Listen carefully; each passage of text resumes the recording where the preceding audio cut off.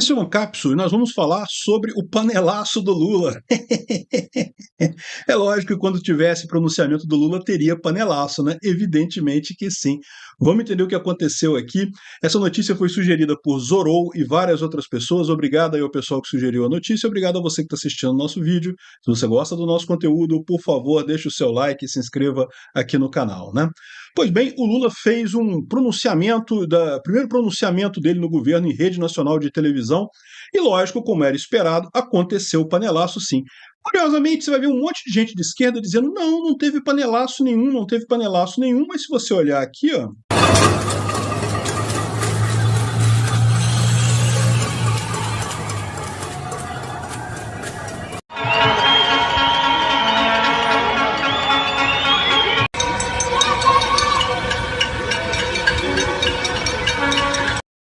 um monte de panelaço num monte de lugar. É verdade, eu não estava no Brasil, eu não posso dizer especificamente se teve panelaço ou não. Eu sempre faço isso para poder eu dizer o quanto que tem esse negócio. Mas que teve, certamente teve.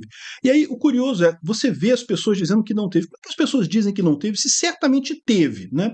E o problema dessa história toda é isso. O pessoal da esquerda continua querendo criar a realidade, ignorar os fatos e criar a verdade deles, né? Curiosamente, embora o Lula mereça o panelaço, porque afinal é o Lula, né? Merece qualquer coisa, qualquer panelaço que tenha, mas, apesar disso, o discurso dele não foi ruim, tá? As coisas que ele falou no pronunciamento deles foram boas. Primeiro, aumentou o salário mínimo só um pouquinho, R$ 18 que aumentou o salário mínimo, praticamente nada.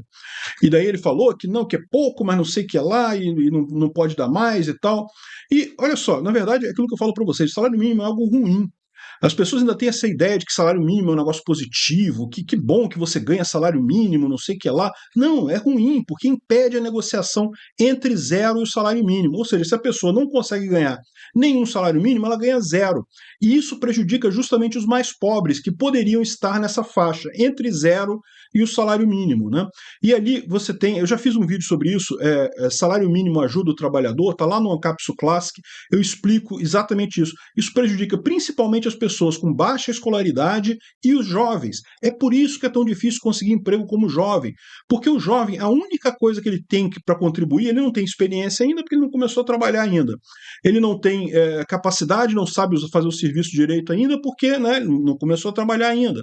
Então, a vantagem que ele pode dar é justamente aceitar trabalhar por menos. Por quê? Porque ele é jovem, ele não tem uma família para sustentar ainda, ele não tem ainda muitos compromissos para pagar, então ele pode aceitar trabalhar por um valor menor para justamente aprender, para entrar no mercado de trabalho. E nada é tão melhor para você conseguir outro emprego do que você já estar empregado. Então, o salário mínimo acaba matando isso. Você está no zero, já tem que ir para o salário mínimo. Isso acaba prejudicando muito os empregados, não os empregadores. Os empregadores não faz tanta diferença assim. Para o empregado, para quem trabalha, é que o salário mínimo é ruim. Tanto que começou com uma política racista, vocês sabem, né?